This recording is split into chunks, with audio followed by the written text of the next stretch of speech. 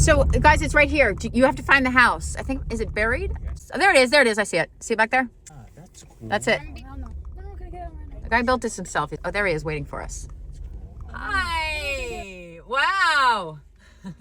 Nice meeting you. Nice meeting you. Hi. How you doing? The house belongs to the place. It makes sense once you see it, but there was no house before. Yeah. So, were you envisioning something like this? Or you thought Yeah. it was possible from the beginning? Yeah. My degree is chemical engineering, and in my heat transfer class, I learned that if you built a house underground, that you wouldn't need to heat and cool it. Check this out. Oh, wow. Up. Because if you bury it, it's 65 degrees year round.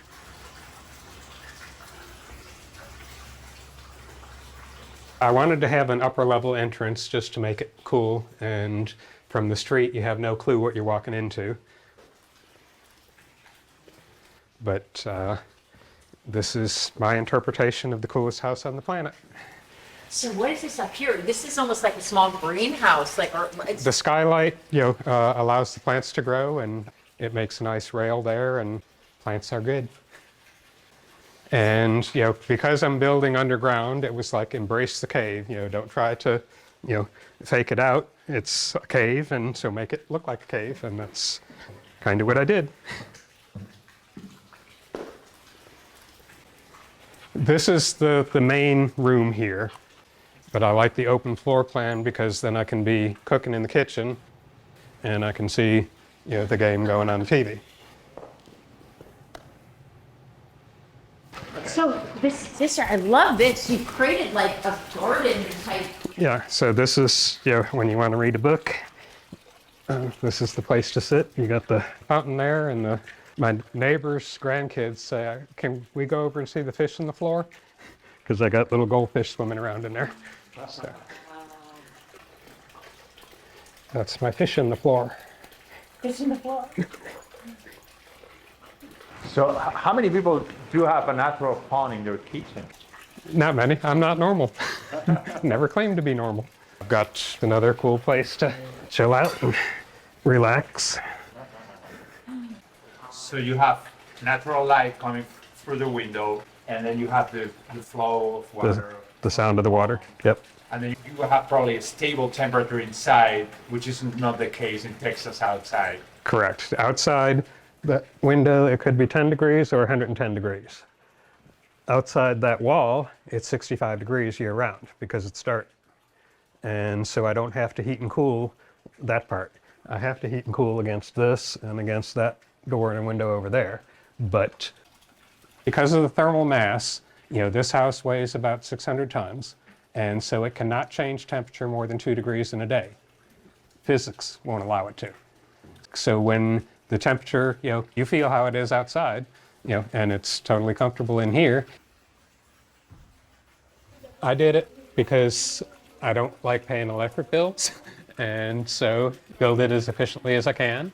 And tornadoes and fire and anything like that, so what? So tell me about, you decided to move out of somewhere? You always lived here? Okay, I grew up in Buffalo, New York. Okay. So I ended up getting a job in Dallas, and I love the area.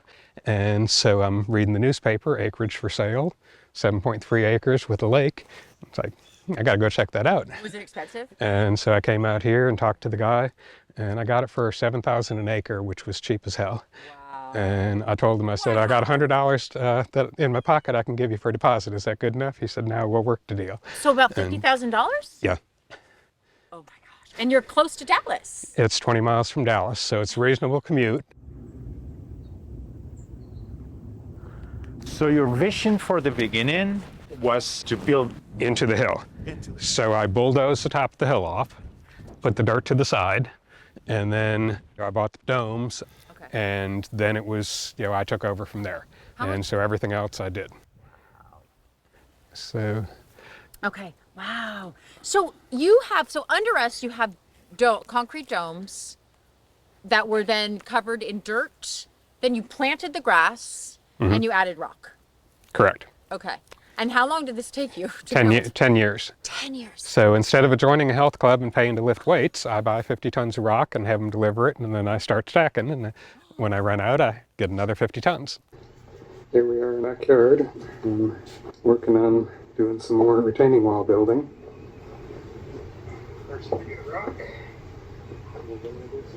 So how many people did you have us helping you? Me. Only yourself. And then, I paid as I went. Did you buy rock then? Yeah, the 50 tons of rock was delivered, I think it was maybe like 2,500, and, multiple times, but just over 10 years I built it. And so it's, a normal house weighs 45 tons, this house weighs about 600 tons. So they said I could drive a D8 bulldozer across the roof. So it's here for 500 years. And so tornado, the neighbors, it's movie night at Al's, they come over and shelter over here. So your neighbors shelter when there is a risk of a tornado. Correct. And you put all this rock in? Yeah, I should have done a solid footing below, but you can see it has shifted some, and so occasionally I have to do some repairs on it, but that's the way it is, How many domes are there? That's the bed pod, and that's the kitchen dining room area. So now I'm getting on top of the theater room. And so underneath me here is the 16 by 9 theater. Then the entranceway there is a little one down there, where the hammock is. That's a dome there. And then phase 2 was the carport and garage. Oh, that was phase 2. So did you wait till you had more funds, or did you? Yeah. So you. And then these are peach trees that do awesome. I share with the neighbors and everything. And no, so you planted trees on your roof. Yeah. Was that? I'm weird. Were you worried about? But are you worried about the roots? No. I mean the dome is it's not going to penetrate through.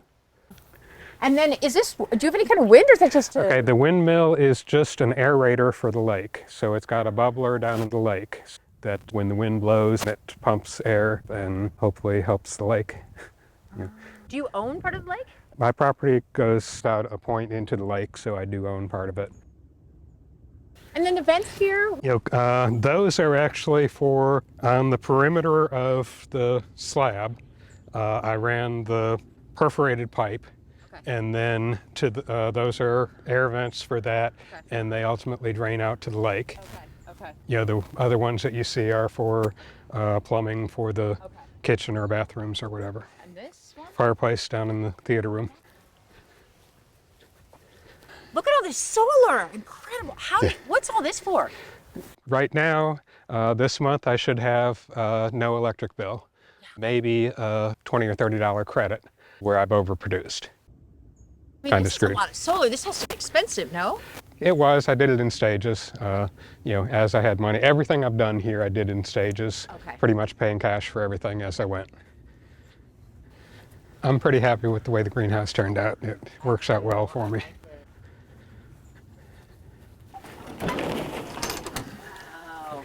Look at that. It's not even a rectilinear shape. You just kind of keep putting pieces up what you had, or what? Well, I cut down trees, and so I made, the structure along. Wow. And I got, this is basil and bell peppers, sweet potatoes, and along the edge there, those are basil and bell peppers, and that from the garden that I do in here, tomato plant over there. Yeah. And so keep this alive over the winter. And actually I'll pull up a sweet potato for you. Oh yeah. There's a little one. Oh yeah. But I've got bigger ones in here somewhere. So you're growing potatoes, so you're getting your carbohydrates. Yeah, this potato's here too, yeah. That's great. How much food can you grow in here? Enough for me and to share with the neighbors. I share tomatoes and peppers and basil with the neighbors. That's so great. So and there's onions there too. What's in the back? A tank with, I used to have minnows in it. I think they died. Is that to do some sort of aquaponics? It's more humidity. Okay. and thermal mass. Yeah. That's so great. So these trees are. Yeah, I cut them down Yeah, that's and something drug them over here and, So made it great. work. And you wanted everything to be kind of domed. And, Yeah. Yeah. Embrace the cave. I'm doing a cave, so embrace it. Don't So even your don't try to garage. fake it out. Just the hardest thing was getting a bank to approve the loan on it. But he did have a bank that he had worked with before that he turned me on to, and so. So the bank had done other dome Because it's loans? non-conventional construction, and so they're somewhat leery on that, but it's here. It ain't going nowhere. The dome under your house looks like a huge terrarium. Yeah, that's what my neighbor, whenever he brings somebody over to see it, he says, check out his terrarium here. It's like, I live in the terrarium, I guess. Yeah. What did you use for the glass here? Is it glass or plastic? Plexiglass. The guys that made the skylight, made those. They made it. This peach tree here does real well. And so every once in a while, I'll call the neighbors and invite them over to come pick peaches.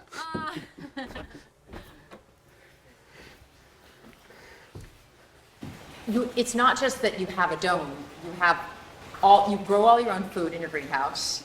Not all of it, but pretty close. Pretty Okay, close. Pretty close. Yeah. So you Yeah. grow a lot of food in your greenhouse. You create like healthy air inside with the plants. You have a house that will withstand probably a lot of bad weather. Pretty much anything. Pretty Yes. much anything. Yeah. Hurricanes, Torn- fire, tornado. It doesn't burn because it's concrete. Hail, when I first moved to Dallas, they had baseball to softball size hail every other year. And when I started building it, talking with the neighbors, I said, this place, it wasn't meant to be a bomb shelter, but it is.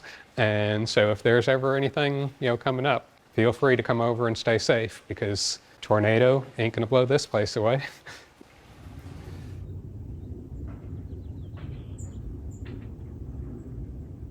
Do any of your neighbors ever, ask you about your house in the sense that, for example, extreme weather events are becoming more normal, and at the same time, sometimes energy bills are high? What are people thinking? One of the neighbors up the street, he got a small 20, maybe 24-foot dome just to have a secure thing, because once they saw how this handles a storm, they wanted something secure without having to come down and visit me. And so they put a little dome in, one bedroom. When the weather is breaking loose outside, what do you hear inside here? You hear a lot of noise on the skylight. Okay. But that's all. Yeah. That's all. The kitchen actually needs to be rebuilt now, but it's the original. The stove, that was the in-sink dishwasher. It's part of the But your new idea place. here was just to kind of, you built this, there's a vent into the. Right, that goes, exhaust fan out the room.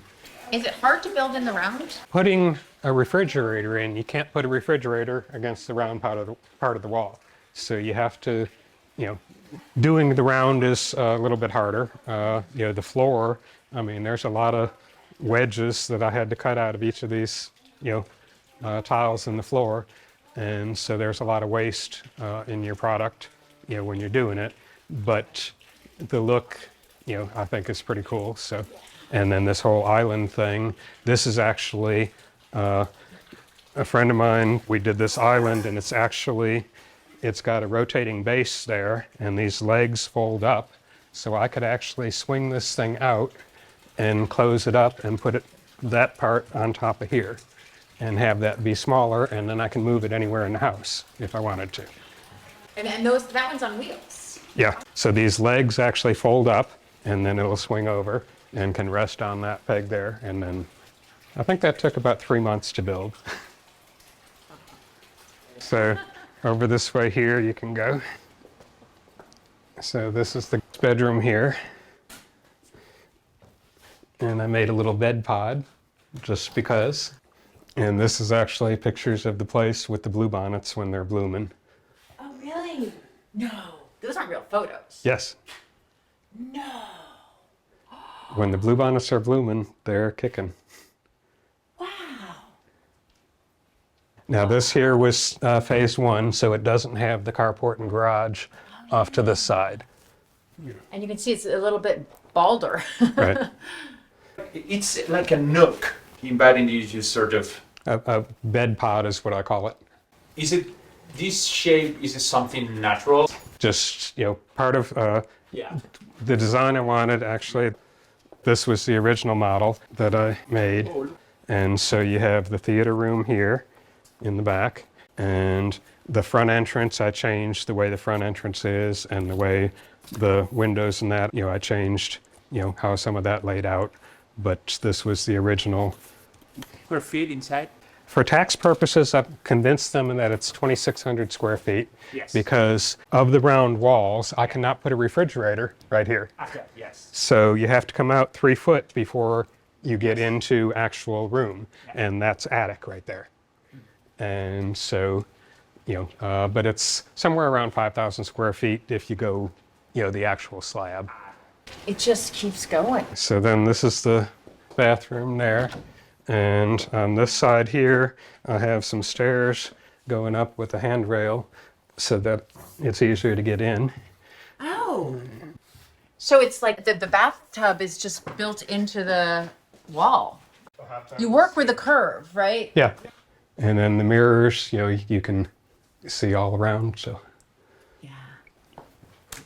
It looks totally different from the back side too. Small door. Oh, now we get some mist. The lake was up to here. This is how high the water, it was up to that edge of that tree and here. This is with that 12 inches of rain in 12 hours. And my dock is floating out there. Here's where you normally, though, you stock with fish. Correct. What I like best is the crappie. Those are fantastic eating. There's also bluegill and bass and catfish. All of them are edible. So you really have a lot. I mean, you have not only the house, but you have a lake, so you can have fish. So Right. you have, it's a whole system here, right? Yeah, pretty much, yeah. If I really buckled down on it, I'd still have to get milk and eggs. I have made wine before. I'm going to try making mead this year because I've got the beehive. And that's all honey. That's all ready to be harvested. And then here, that might be, where they're doing the brood. The lower one is the brood, and the upper ones are honey. Whoop. And then these top ones I just added recently. Okay, they're starting to do. Okay. Moving. Now this is a flow hive. I can open up stuff on the back end, and I can tap it. And I'm going to try to get more, because if I have 6 beehives here for over 5 years, then I can get the ag exemption on the property. And so I can save money on taxes. Plus, sell honey and give it away. And it doesn't take a lot of work to set these up? it's 3 days a year Yeah. that I mess with it. That's about it. So it's not Very that much. minimal. And, I got a lot of workers there, and they don't charge me anything. They're probably happy doing so. Yep. So, last year I ended up getting 34 pounds of honey, out of that one hive. Once I, get the more hives and that, then I'll just once in a while go to the flea market or whatever and go there and sit out there for an afternoon and have people give me money for bottles of honey. So these are actually that's the wax that I make my own candles. And so the wax, it colors differently depending on, where in the honeycomb it came from, but they get a little bit different color on them. But I give those away as Christmas gifts as well. So do you feel like you don't really need to leave this place? Yeah. I built my little piece of paradise out here. I've got the lake that I can go fishing when I want, able to go off the dock with a bucket of minnows and turn them into pound and a half crappie in half an hour. The garden, I plant way more than I need because I share with the neighbors. 95% of what I eat is vegetables. 30 years ago, it wasn't uncommon for me and friends to get ribeye steaks every night and cook them on the grill. And then I got to the point where the doctor said he wanted to put me on cholesterol medication. And I talked to some people at work, and one of them said, well, change your diet. And so they wanted to, it was $169 a month for whatever medication. It's like, I can buy a lot of salmon for $169 a month. And so I quit eating steaks, and I went to salmon and fish and vegetables. And he says, keep doing what you're doing, and take no medications. This here is an avocado tree that I'm growing from seed. Oh, that's great. Oh, so you're growing food in the home. Yeah. That's great. As I'm looking at it now, I mean, it almost feels like you're creating some sort of biosphere with all the vegetation and. Having plants, in the house is good for you, good for your health, and helps clean the air. So you have vegetation just growing into is this where it's planted? Is this the root of the ivy down here? Mm-hmm. Yep. You left some area that's dirt. There's a hole in the slab. So you built that in. You knew you I knew wanted I was doing that. It almost looks like a tree, right? That's kind of, yeah. That's what you wanted? Yeah. And it'll just keep going? Do you think it's going to really take over? I mean, if you keep going, Yeah. it's like an ivy rail. Yeah. Is this still being? Yeah. That's I-beams going across there for the structure. And this here is, just rebar, and my dad and I built that over New Year's holiday, to do the stairs built into it.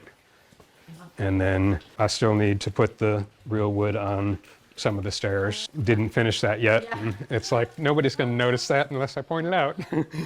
That's the thing. There's a lot of defects in it, but there's so much that you've never seen before that most of it you won't ever figure out. So this is the garage. That's a 1928 Model A that I helped my dad build it. And so it ran. Yeah. Is this where you started working on things? Well, my dad could fix anything, and this one here, Tony Stewart, NASCAR champion, we at the smoke show at Texas Motor Speedway. I got him to drive it. I was passenger. We did 129 miles an hour around the track in memory of my dad, because this is my dad's truck.